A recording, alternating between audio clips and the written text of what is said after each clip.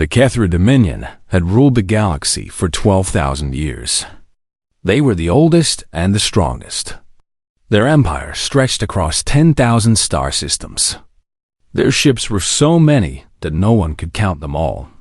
Their warriors were born to fight and trained to kill. Every species that had ever stood against them was now dust and memory. When the Dominion found a new species, they gave them two choices: join us and serve, or refuse and die. No one had ever chosen death and survived. No one had ever fought the Dominion and won. Then they found humanity. The first human ship the Dominion encountered was a small explorer vessel called the Wanderer. It was mapping the edges of known space when a Dominion patrol found it. The patrol commander, a young officer named Crix, ordered the human ship to surrender. He expected fear. He expected begging. He expected what every species had shown when they first met the Dominion. Instead, the human captain, a woman named Kate Morrison, simply said no. Crix was so surprised that he did not fire for almost a full minute. By then, the Wanderer had jumped away into faster-than-light travel. It was the first time anyone had ever said no to the Dominion and lived. The Dominion High Council met to discuss this strange new species. They looked at the data their patrol had gathered. The humans came from a small blue planet called Earth in a quiet corner of the galaxy. They had only been traveling between stars for about 300 years. Their technology was basic. Their ships were slow. Their weapons were weak. Supreme Commander Voronak studied the reports and laughed. This species was nothing. They were insects. They were dust waiting to be swept away. He sent a message to Earth with the standard terms. Submit to the Dominion. Give up your weapons. Accept our rule. Your people will serve us, and in return, we will let you live. The response came from Admiral Jake Collins of the Earth Defense Fleet. It was short and simple. We respectfully decline. If you come to our space with weapons ready, we will defend ourselves. We do not want war, but we will not become slaves. Voronak read the message 3 times. He could not believe it. This tiny species with their primitive ships thought they could refuse the Dominion. He almost admired their courage. Almost thought he sent the first fleet to teach humanity a lesson. The first fleet was made of 500 warships. Each ship was 3 times the size of anything humanity had. Each ship carried weapons that could crack a planet in half. The fleet commander was Admiral Tarvex, one of the best officers in the Dominion. He had crushed rebellions on a dozen worlds. He had never lost a battle. Tarvex expected the war to last 1 week. Maybe 2. It lasted 18 months. The first battle happened at a human colony called It was a small world with only 2 million people. Tarvex brought 50 ships. He expected to burn the colony and move on. Instead, he found a human fleet waiting for him. There were only 20 human ships. They were smaller than his. They were slower than his. By every measure, they should have died in minutes. They did not. The human ships fought with a fury that Tarvex had never seen. They did not retreat when they were outnumbered. They did not surrender when their shields failed. They kept fighting until their ships were burning wrecks, and even then they kept fighting. One human destroyer, badly damaged and leaking air, rammed itself into a Dominion cruiser and destroyed them both. Tarvex won the battle, but he lost 12 ships. 12 ships against 20 primitive vessels. It was unthinkable. He reported back to Voronak. These humans are strange, he said. They fight like they have nothing to lose. They fight like death means nothing to them. Voronak told him to continue. Break them, he ordered. Show them what happens to those who defy us. Tar single quotes Vex pushed forward. He attacked more colonies. He burned cities. He destroyed stations. And every time, the humans fought back. They lost ships. They lost soldiers. They lost ground, but they kept coming. Admiral Jake Collins led the defense. His flagship, the USS Horizon, became famous across the Dominion. Wherever the fighting was worst, the Horizon was there. Tarvex tried 3 times to destroy it. 3 times he failed. The ship seemed impossible to kill. Collins was not a young man. His hair was gray and his face was lined with age. But he moved through battles like he had been born for war. His tactics were unpredictable. His timing was perfect. His crews loved him and would follow him anywhere. For 80 months, the war went on. The Dominion won every major battle. They took colony after colony. They pushed humanity back toward Earth, but the cost was terrible. Tarvex lost over 200 ships. He lost thousands of warriors. Every victory felt hollow. And then came the Battle of Nexus. Nexus was a space station at the edge of human territory. It was their last stronghold before Earth itself. Collins had gathered every ship humanity had left. 70 vessels against the 300 that Tarvex had brought. Everyone knew this was the end. The battle lasted 6 hours. It was brutal and bloody. Human ships burned in the void. The Horizon took hit after hit until half its hull was gone. Collins himself was wounded, a piece of metal cutting across his forehead. In the end, the humans retreated. They ran. The Horizon limped away with smoke pouring from its wounds. The other surviving ships followed. Tarvex stood on his command deck and watched them go. He had won. Humanity was broken. Earth was defenseless. Voronak himself came to the Nexus system to accept the surrender. He brought his personal flagship, the Conqueror, the largest ship in the Dominion fleet. He wanted the humans to see it. He wanted them to understand their place. Ambassador Kate Morrison requested a meeting. Voronak agreed. He wanted to see the face of defeat. Kate appeared on his view screen. She looked tired but calm. Behind her stood Admiral Collins, bandage on his head, uniform torn and dirty. The people of Earth request a stop to the fighting, Kate said. We wish to discuss terms. Voronak smiled with all 4 parts of his jaw. You will accept complete control by the Dominion. Your military will be destroyed. Your people will serve us. Those are the terms. Kate nodded slowly. Before we agree to anything, I need to tell you something. Supreme Commander. Speak. Kate looked directly at him. Her eyes were strange. There was no fear in them. No defeat. Something else was there. Something that made Voronak feel cold for the first time in his long life. That was not a war. She said simply. That was a field test. The words hung in the air. Voronak stared at her. He did not understand. What did you say? He asked. Kate Morrison smiled. A small smile. A dangerous smile. We were not fighting you, Supreme Commander. We were testing you. And now the test is complete. Voronak stared at the human ambassador. The words she had spoken made no sense to him.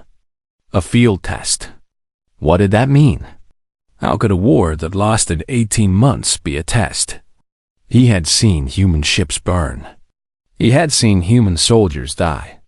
He had watched their colonies fall one by one. Explain yourself, he demanded. His voice was hard and cold. He was Supreme Commander of the Kethra Dominion. He did not like confusion. He did not like games. Kate Morrison folded her hands together on the table in front of her. She looked like a teacher about to explain something to a slow student. This made Voronak angry, but he held his tongue. 18 months ago, Kate began. Our long-range sensors detected your empire expanding toward our space. We had heard stories about the Dominion from other species. We knew you would come for us eventually. We knew you would demand our surrender. So you chose to fight, Voronak said. And you lost. We chose to learn, Kate corrected him. When we first found out about you, we realized something important. We knew almost nothing about your true capabilities. We did not know how fast your ships really were. We did not know how strong your weapons really were. We did not know how your commanders thought. We did not know your weaknesses. Admiral J. Collins stepped forward. His bandage was still on his head, but his eyes were sharp and clear. No pain showed on his face. We needed data, Collins said. Real data from real combat situations. The only way to get that data was to fight you. Voronek felt something twist in his stomach. You started this war just to gather information. We did not start it, Kate said. You sent your fleet to attack us. We simply used that attack as an opportunity. Tarvax, who had been standing beside Voronek, spoke up. His voice was angry. You are lying. We killed millions of your people. We destroyed your colonies. Your ships died by the hundreds. That was real. Collins looked at him. There was something strange in his eyes. Something like pity. Every ship you destroyed was crewed by advanced combat drones, Collins said slowly. Not people. Machines made to look like people. Machines made to fight like people. Machines made to die like people. The room went silent. Voronek could hear his own heart beating. That is impossible, he said. We scanned your vessels. We detected life signs. We recorded heat signatures. We saw bodies in the wreckage. You saw what we wanted you to see, Kate replied. She pulled up a holographic display. It showed technical drawings of something that looked almost human. This is what we call a combat construct. It has a beating heart made of synthetic tissue. It has warm blood pumping through artificial veins. It breathes. It sweats. It bleeds. And when you scan it, every sensor you have tells you it is alive. Collins nodded. When you captured prisoners, they were constructs programmed to give you false information under torture. When you found survivors in escape pods, they were constructs designed to beg for mercy. Every single thing you learned about us in this war was what we wanted you to learn. Voronek felt sick. What about your colonies? The cities we burned? The populations we killed? Empty, Kate said simply. Evacuated weeks before your fleets arrived. We built fake cities full of construct civilians. We let you destroy them while our real people watched from safe locations far away.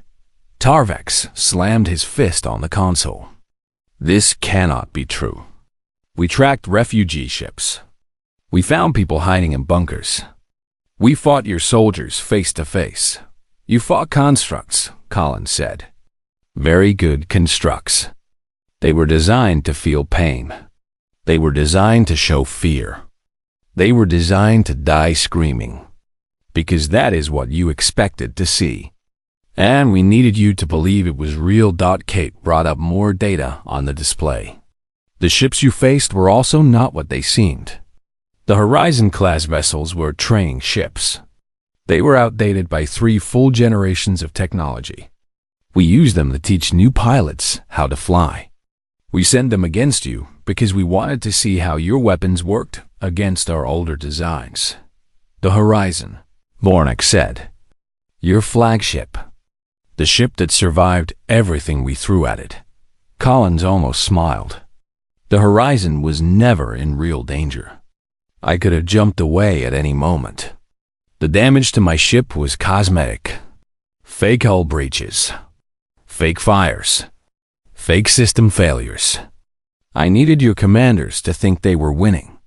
I needed to see how they behave when they smell blood. You sacrificed nothing, Voronek whispered. The realization hit him like a physical blow. We sacrificed machines, Kate agreed. Very expensive machines. The constructs alone cost us more than most species spend on their entire military. But not one human life was lost in this war. Not one. Voronek turned away from them. He walked to the window of his command chamber and looked out at the stars. His mind was trying to process what he had heard. For 18 months, he had believed his forces were winning a war. They had been performing in a play, dancing like puppets while the humans watched and took notes. Why? He finally asked. Why go through all this trouble? Why not simply hide from us? Or run? Because hiding does not work forever, Kate said. Because running only delays the inevitable. And because we needed to know if peace with you was possible. Vorinek turned back to face her. Peace. We are not conquerors, Collins said. We do not want your empire. We do not want to rule the galaxy. We only want to live in peace. But we could not know if peace was possible without understanding you first. Kate nodded. We studied everything. Your weapons, your tactics, your ship designs, your communication codes, your fleet formations. We learned the patterns of your commanders. We learned how they think under pressure. We learned when they get aggressive and when they get scared. She waved her hand and the display changed. It showed a massive document. Data scrolled across the screen faster than Vorinek could read. Names, numbers, frequencies, weaknesses. This is what we learned, Kate said. We know the shield frequency of every ship in your fleet. We know the reload time of every weapon system. We know the weak points in your armor. We know which of your admirals are brilliant and which are fools. We know which officers are loyal and which are plotting against their superiors. She looked directly at VOR single quotes and a K. We know that your flagship has a 14-second window of vulnerability during power redistribution. We know that your warriors become confused and frightened when they are cut off from their hive commanders. We know that your jump drives leave a traceable energy signature for 6 minutes after activation. Vorinek felt exposed, naked. Everything he thought was secret was known to these primitives. Collins stepped forward again. We know everything about you now, Supreme Commander.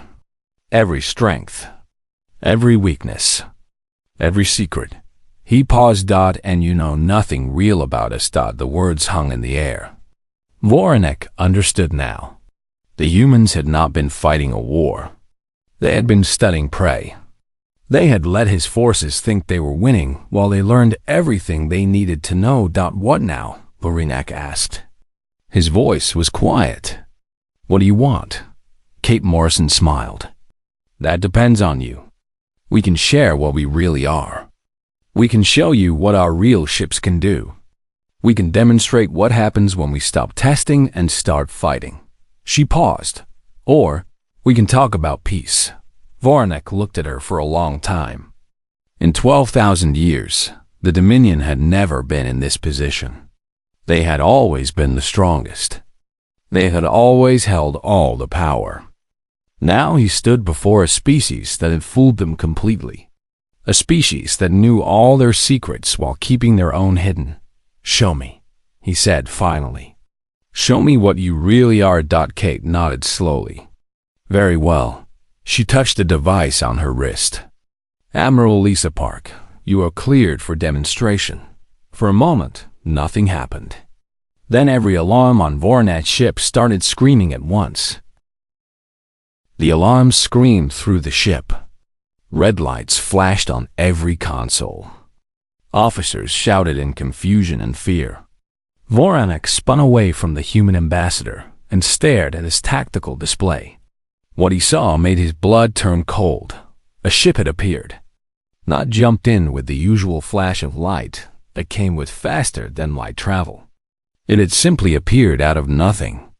One moment there was empty space. The next moment there was something massive blocking out the stars. The ship was the size of a small moon. Its hull was covered with structures that Voronek's sensors could not identify. Weapons, perhaps. Or engines. Or something else entirely. The scanners on his flagship tried to analyze it and returned only errors and confusion. Impossible, Tarvex whispered.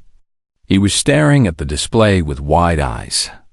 Nothing can hide a signature at that size. Nothing. Admiral Jake Collins spoke calmly from the viewscreen. That is the USS Tempest. She has been in this system for 3 days. Watching you. Waiting. 3 days, Voranek repeated. He could not believe it. His sensors had detected nothing. His patrols had found nothing. A ship the size of a moon had been sitting right next to them, and they had never known. Kate Morrison nodded. We wanted to see your celebration after your victory at Nexus. We wanted to study how your commanders behave when they think they have won. The Tempest recorded everything. A new voice joined the communication. It was female and calm with a hint of amusement in it. Hello, Supreme Commander. My name is Lisa Park. I command the Tempest. Voranek found his voice. How did you hide from us? We have the most advanced sensors in the galaxy. Lisa Park laughed softly. Your sensors are very good. For technology that is 5,000 years old. Ours are somewhat more advanced. 5,000 years. The number hit Voranek like a physical blow. Human technology was supposed to be primitive. They had only been traveling between stars for 300 years. How could they have weapons 5,000 years ahead of the Dominion? Collins seemed to read his thoughts. We did not develop this technology ourselves, he explained.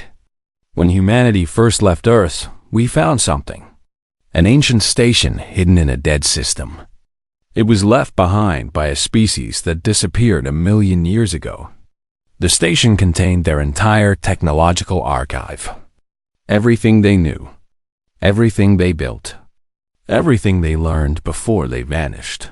We have spent the last 300 years studying that archive, Kate added. Learning from it. Adapting it. The Tempest is one of the first ships we built using that knowledge. And she is 400 years old. Ancient by our current standards. Voranek looked at the massive vessel hanging in space. This was old technology to them. Outdated. He thought about the ships they had been fighting for 18 months. Training ships, Kate had said. 3 generations behind. What did their current ships look like? As if answering his unspoken question, Lisa Park spoke again. Would you like a demonstration, Supreme Commander? I have been reading your personal communications for the past 72 hours. Very interesting reading. Did you know that your officer, Tarvex, has been planning to kill you after your triumphant return to Keth Prime. Tar single quotes Vex made a choking sound. Voranek looked at him sharply. The younger officer had gone pale. His 4 eyes were wide with shock and fear. He has already made arrangements with your rival Dormax. Lisa continued cheerfully. There is going to be an unfortunate accident during the victory celebration. Your drink will be poisoned. Tarvex will express great sorrow and then take your position. Dormax will support him in exchange for control of 3 border systems. Tarvex fell to his knees. Supreme Commander, I can explain. She is lying. This is a trick. Voranek did not even look at him. He kept his eyes on the Tempest. Continue with your demonstration, he said coldly. Collins nodded. Admiral Park, single pulse. Lowest power setting. Target the moon. The Tempest moved.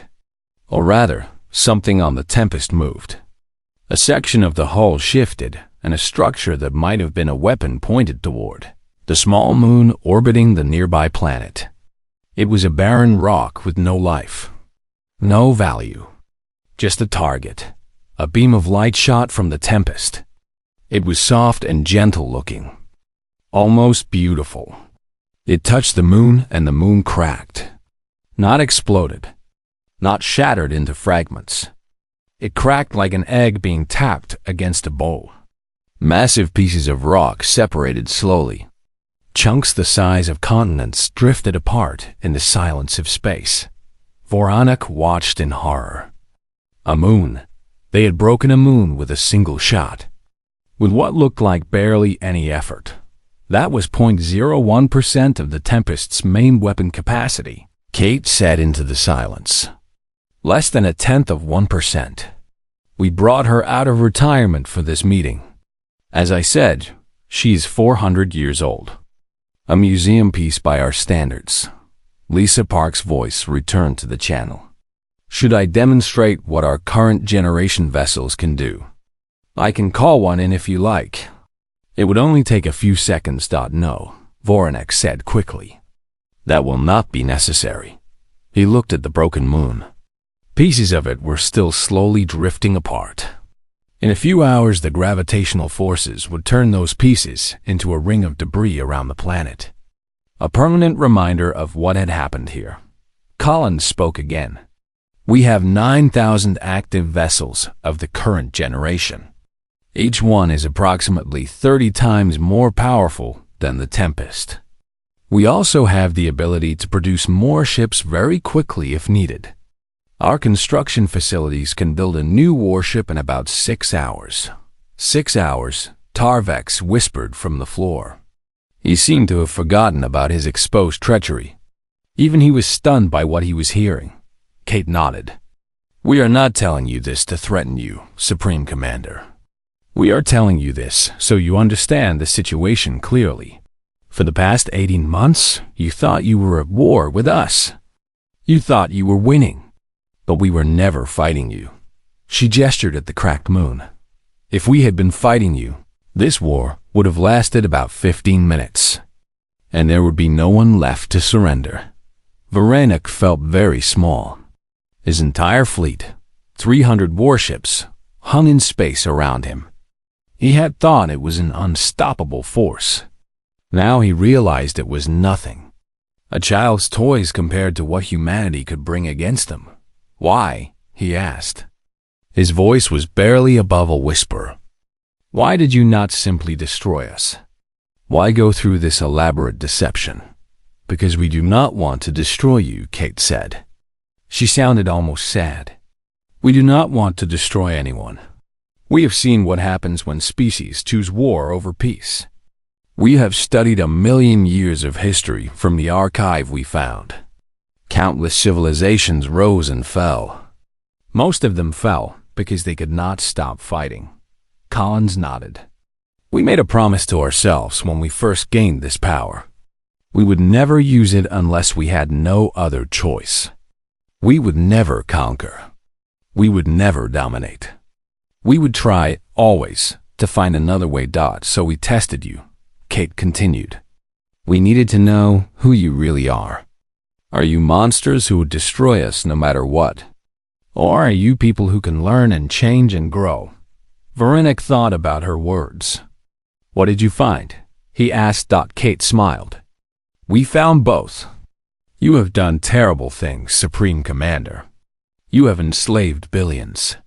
You have destroyed entire species. You have ruled through fear for 12,000 years. She paused. But you have also built beautiful things. Your art, your music, your philosophy. We found records of kindness amid the cruelty.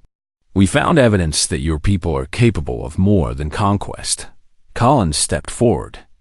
We believe you can change. We believe the Dominion can become something better than what it is now. That is why we are here. That is why we are offering you a choice. A choice. Voronek repeated. Yes, Kate said. We can show you what we are capable of. We can destroy your fleet right now. We can burn your homeworld. We can end the Dominion in a single day. Or, Collins said, we can talk about peace. Voronek looked at them for a long moment. Then he looked at the broken moon. Then he looked at the Tempest, still hanging silent and deadly in space. He thought about 12,000 years of conquest. He thought about all the species the Dominion had crushed. He thought about what it would mean if his empire was crushed the same way. And then he thought about what it would mean if there was another option. Tell me your terms, he said quietly. I am listening. The command chamber of the Dominion flagship had never felt so quiet. Voronek stood before the human ambassador and her admiral. Behind him, his officers waited in silence. Tarvex still knelt on the floor, forgotten in the face of larger concerns. Through the window, the broken moon drifted slowly apart. Kate Morrison produced a document. It glowed softly in the air between them. text floating in light. She had prepared this moment. She had known it would come. These are our terms, she said. They are not negotiable. But they are fair. Voronek nodded slowly. He had no choice but to listen. Everything had changed in the last hour. Everything he thought he knew about power and strength had been proven wrong. First, Kate began.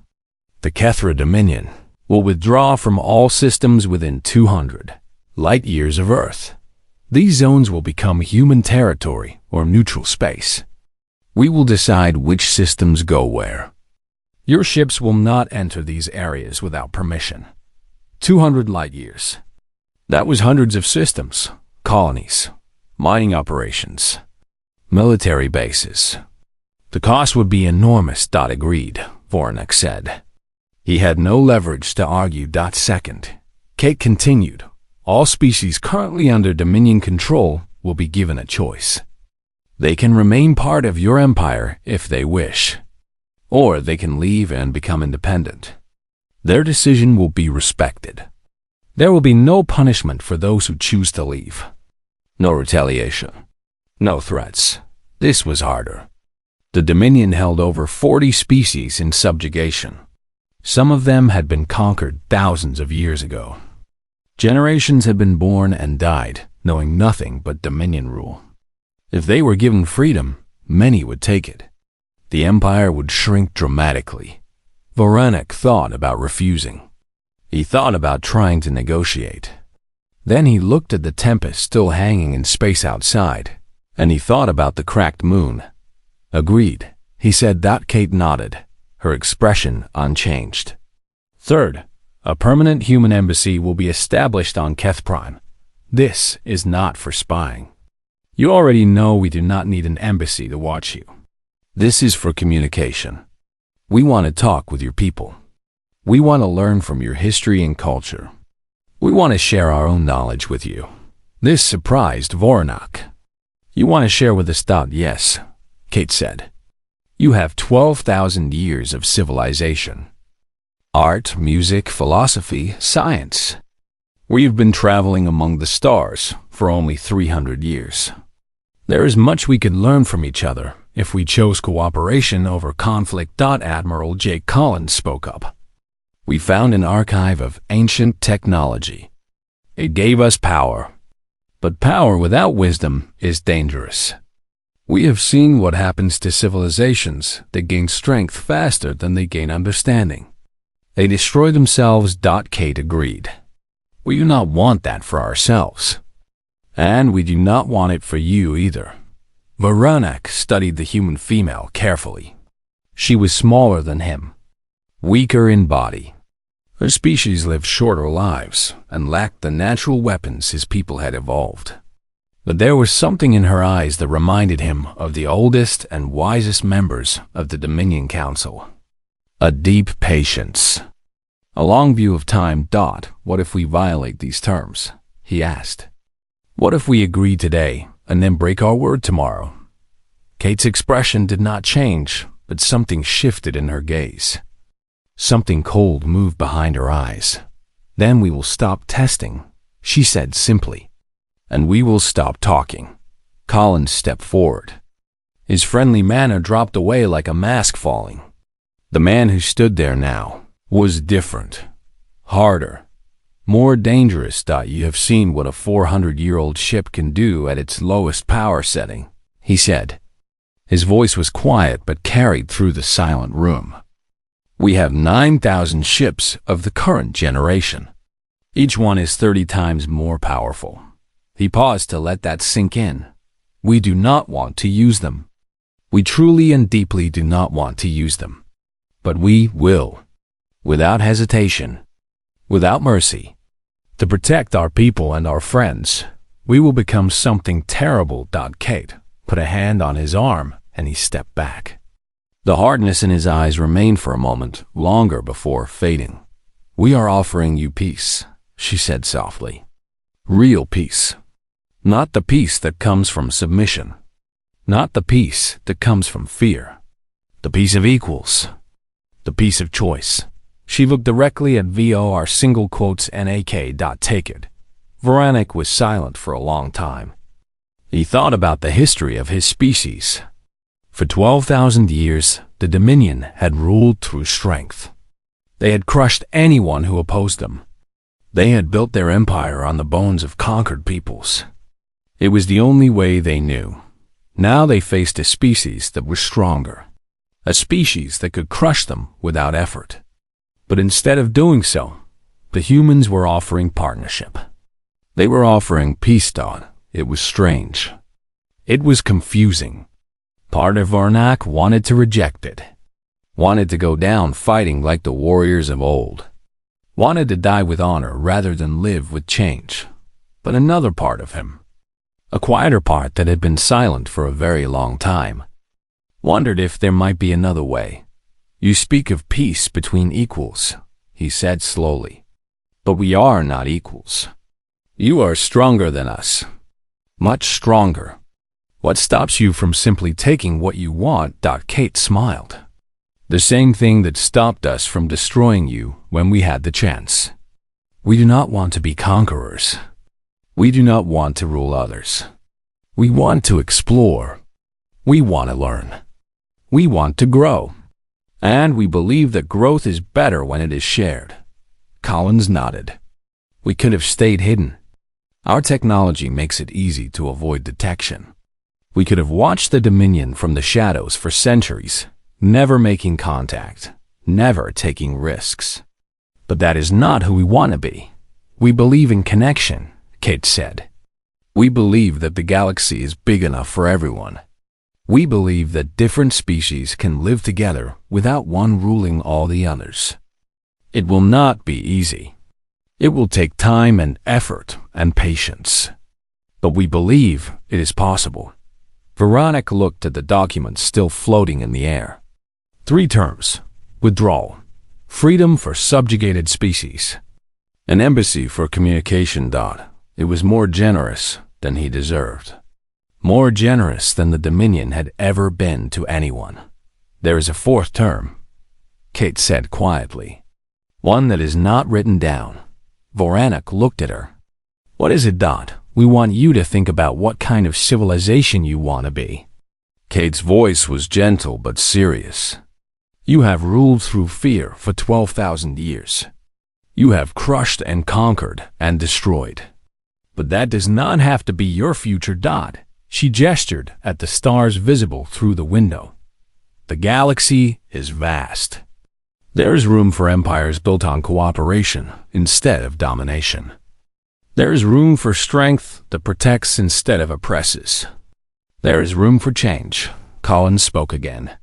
We are not asking you to become like us. We are not asking you to abandon your culture or your identity. We are asking you to consider that there might be better ways to use your power than crushing everyone. Weaker than you. VOR single quotes NAK thought about this for a long moment. He thought about the species the Dominion had destroyed. He thought about the billions living under their rule. He thought about the fear that held the empire together. And he thought about what it might be like if that fear was gone.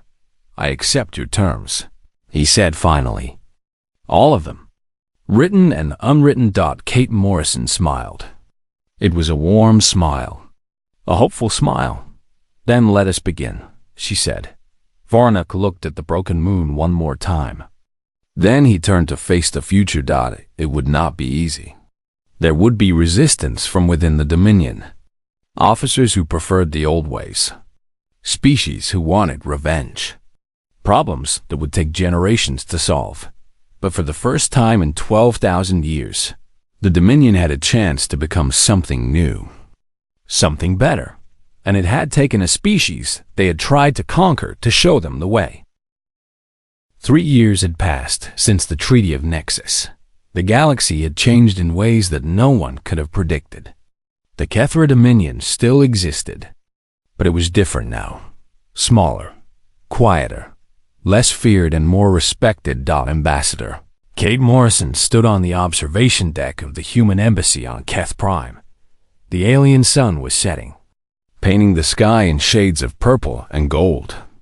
The capital city spread out below her, towers of crystal and metal reaching toward the darkening sky. Beside her stood Voronek. He was no longer Supreme Commander. He had given up that title after signing the treaty. Now he served as the Dominion's ambassador to Earth. It was a strange journey for someone who had once commanded fleets that conquered worlds. "I still think about it," Voronek said quietly. "The revelation, the demonstration. I would be surprised if you did not," Kate replied. "I have studied your species extensively since then. Your history, your wars, your terrible cruelties, your remarkable kindness, your endless contradictions." Voronek turned to face her. "I believe I understand something now. What is that? You were never testing us to find weaknesses to exploit." He gestured at the city below them. Humans and Kethra walked together through the streets. They shopped in the same markets. They sat in the same parks. Children of both species played together without fear. "You were testing us to see if peace was possible," Kate smiled. "Maybe our psychology, our responses to pressure, our capacity for change." Voronek's four eyes narrowed thoughtfully. "You could have destroyed us at any moment. Instead, you gathered the information needed to reach us, to communicate with us, to offer us something we had never been offered before. And what was that? A choice." Kate nodded slowly. "That is what we wanted. To give you a choice that was real. Not surrender or die. Not obey or be destroyed. A genuine choice between two different futures." Voronek was silent for a moment. 17 species have chosen to leave the Dominion since the treaty. 17. Some of them have been part of our empire for 5,000 years. Kate looked at him carefully. "Does that bother you? Once it would have." Voronek shook his head slowly. "Now I understand that they were never really part of us. They were prisoners, slaves. An empire built on chains is not an empire at all. It is just a very large prison." The sun sank lower. The first stars began to appear in the alien sky. "Do you know what surprises me most?" Voronek asked. "Tell me." "The species that chose to stay. 23 civilizations looked at freedom and chose to remain part of the Dominion. They could have left. You would have protected them. But they stayed." Kate nodded. "That surprised us too. We expected more would leave. They stayed because we are changing." Voronek's voice held something like wonder. "They stayed because they believe we can become better. They stayed because they want to be part of what we are becoming. And what is that? I do not know yet." Voronek looked out at the city. "Something new. Something that has never existed before. An empire that rules by choice instead of force. A civilization that protects instead of crushes. It will take time. There are those among my people who hate the new ways, who dream of the old days of conquest. But they are fewer with each passing year." Kate thought about the reports she received from human intelligence. The resistance within the Dominion was real. Plots and schemes and whispered rebellions. But Voronek was right. They were weakening. The younger generation of Kethra did not remember the old empire. They had grown up in a galaxy where humans and their people were partners, not enemies. Across the galaxy, the changes continued to spread.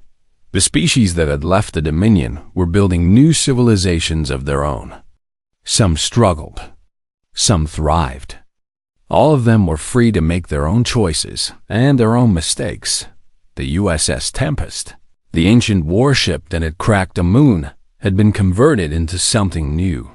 It was now a mobile university, traveling from system to system, carrying teachers and students from 100 worlds. The weapons that could destroy planets now powered research laboratories and lecture halls. Admiral Lisa Park commanded the Tempest on its new mission. She had not fired a weapon in 3 years. She spent her days overseeing cultural exchanges and scientific conferences. She told Kate in her last message that it was the most satisfying work she had ever done. Admiral Jake Collins had retired. He lived in a small house on the coast of Oregon, where he spent his days fishing and writing his memoirs. Kate visited him when she could. He seemed happy, peaceful, a man who had carried the weight of worlds on his shoulders, and finally set it down. His memoirs would be published next year. The first chapter was titled The Art of Not Fighting. Kate had read an early draft. It was beautiful. On Earth itself, the changes were visible everywhere. Alien visitors walked the streets of human cities. Human students traveled to distant worlds to study. Trade flowed in both directions, bringing new technologies and new ideas and new perspectives. Not everyone was happy about this.